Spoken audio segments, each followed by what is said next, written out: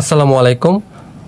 আজকে অনুষ্ঠিত প্রবাসী কল্যাণ ও বৈদেশিক কর্মসংস্থান মন্ত্রণালয়ের 60 মুদ্রাক্ষরিক কাম কম্পিউটার মুদ্রাক্ষরিক বা অপারেটর সম্ভবত ছিল কম্পিউটার অপারেটর পদের যে পরীক্ষাটা হলো তার গণিত অংশের সমাধানে হাজির হলাম। তো চলুন শুরু করি। 10 বছর পূর্বে পিতার বয়স পুত্রের বয়সের 4 গুণ ছিল। 4 বছর পরে পিতার বয়স পুত্রের বয়সের 2 গুণ হবে। বর্তমানে কার বয়স কত? আচ্ছা, যেহেতু 10 বছর পূর্বে পিতার বয়স পুত্রের বয়সের 4 গুণ ছিল, তাহলে আমরা 10 বছর ধরেই করি। 10 বছর পূর্বে পুত্রের বয়স ধরি x বছর, তাহলে পিতার বয়স তখন কত ছিল? যেহেতু বলছে 4 গুণ, তার মানে 4x বছর। তাহলে সুতরাং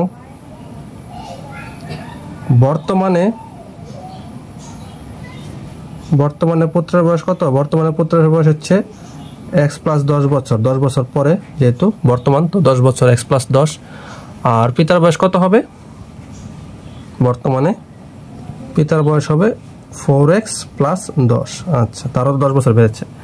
এখন আবার কি বলছে? প্রশ্ন মতে বলছে কি 4 বছর পরে পিতার বয়স পুত্রের বয়সের দ্বিগুণ হবে। তাহলে 4 বছর পরে, তাহলে পুত্রের বয়স হচ্ছে x প্লাস 10, আরও দিলাম 4। পিতার বয়স হচ্ছে 4x প্লাস 10, আরও দিলাম 4, কারণ কি 4 বছর পরে যোগ হবে। 4 বছর পরে কি হবে? পিতার বয়স পুত্রের বয়সের দ্বিগুণ হবে। পিতার বয়স পুত্রের বয়সের দ্বিগুণ হবে। এই যে 2 দ্বারা গুণ দিয়ে দিলাম, ঠিক আছে? তো এখন এই সমীকরণ সমাধান করলে আশা করি আমরা মান পেয়ে যাব। তাহলে 2x প্লাস 10 হাজার 14, 14 দুগুণে কত? 28। 4x প্লাস হচ্ছে 10 হাজার 14, তাহলে 28 plus 14 minus 14 plus 2x minus 2x, তাহলে 14 ইকুয়ালটা হচ্ছে 2x বা x ইকুয়ালটা হচ্ছে কত? 7 দুগুণে 14, x ইকুয়ালটা হচ্ছে 7। তাহলে বর্তমানে কার বয়স কত? তাহলে সুতরাং পুত্রের বয়স x প্লাস 10 মানে হচ্ছে কত? 7 প্লাস 10 ইকুয়াল টু বা 17 বছর। আর পিতার বয়স কত হবে? তাইলে পিতার বয়স হচ্ছে 4x প্লাস 10, তাহলে হচ্ছে 4 গুণ 7 যোগ 10, 4 7 28, আর 10 কত? 38 বছর। ঠিক আছে, তাহলে এই যে কার বয়স কত বের করে দিলাম, 17 বছর আর 38 বছর। এটা হচ্ছে আনসার। একটি ঘড়ি 8% ক্ষতিতে বিক্রি করা হলো। ঘড়িটি 800 টাকা বেশি মূল্যে বিক্রি করা হলে 8% লাভ হতো। ঘড়িটির ক্রয় মূল্য কত? আচ্ছা, প্রথম বিক্রি করছে 8% ক্ষতিতে, তাহলে 8% ক্ষতিতে বিক্রয় মূল্য কত? 100 বিয়োগ 8 সমান হচ্ছে কত? 92 টাকা। আবার কি করছে? 8% লাভে বিক্রি করছে, তাহলে 8% লাভে বিক্রয় মূল্য 100 যোগ 8 সমান হচ্ছে কত টাকা? 108 টাকা। আচ্ছা, তাহলে দেখেন বলছে কি 800 টাকা বেশি মূল্যে বিক্রি করলে, তাহলে দেখেন এটাও বিক্রয় মূল্য, এটাও বিক্রয় মূল্য। এখন একটা বিক্রয় মূল্যের পার্থক্য আছে, তাহলে বিক্রয় মূল্য বেশি 108 বিয়োগ হচ্ছে এই যে ক্ষতির 92, তাহলে কত হয়? 8 আর 8 16 টাকা। তাহলে বিক্রয় মূল্য 16 টাকা বেশি যখন ক্রয় মূল্য কত? এই যে 100 টাকা ছিল, তাহলে বিক্রয় মূল্য 1 টাকা বেশি যখন ক্রয় মূল্য কত? 16 ভাগের 100 টাকা, তাহলে বিক্রয় মূল্য কত? 800 টাকা বেশি। আর 800 টাকা বেশি যখন ক্রয় মূল্য কত? 100 গুণন 800, তাহলে 5 16 80 আর একটা শূন্য 50, তাহলে 50 আর 2টা শূন্য 5000 টাকা। উত্তর হচ্ছে কত? 5000 টাকা। 13, একটি ঘরের দৈর্ঘ্য প্রস্থের 3 গুণ। প্রতি বর্গ মিটার 7.50 টাকা দরে ঘরের মেঝে কার্পেট দিয়ে মোড়ালে মোট 1102.50 টাকা ব্যয় হয়। ঘরটির দৈর্ঘ্য প্রস্থ নির্ণয় করুন। আচ্ছা, তাহলে আগে আমরা আয়তনটা মানে ক্ষেত্রফলটা বের করি।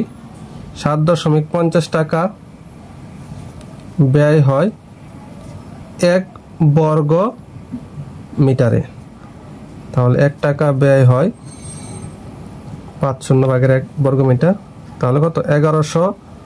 1102.50 টাকা ব্যয় হয়, 1102.50 ভাগ হচ্ছে 7.50 অত বর্গমিটার। তাহলে এটাকে আমরা ভাগ করে নিই।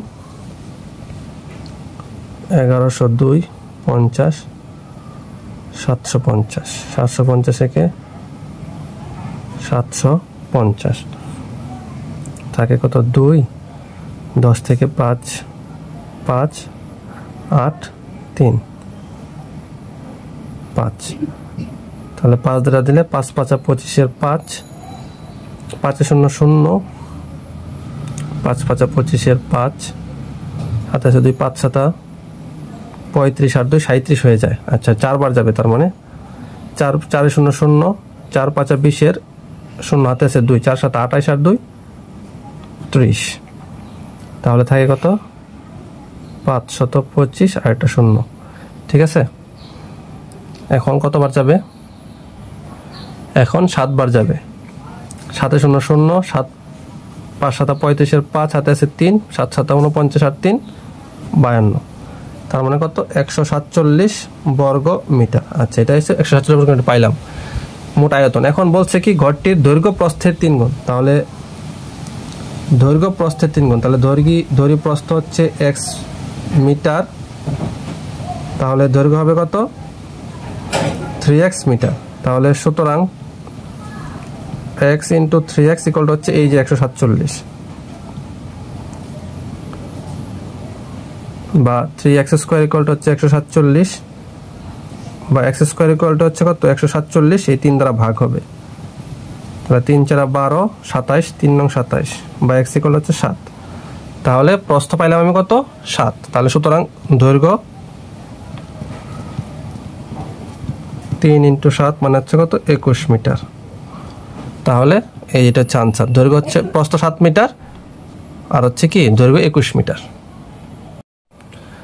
যদি x + 1/x whole square equal to 3 হয় তবে x³ + 1/x³ এর মান কত? আচ্ছা তাহলে দেওয়া আছে কি x + 1/x whole square equal to 3, তো এটাকে যদি আমি বর্গমূল করে দিই এখান থেকে পেয়ে যাব কি x + 1/x ইকুয়াল টু হচ্ছে √3।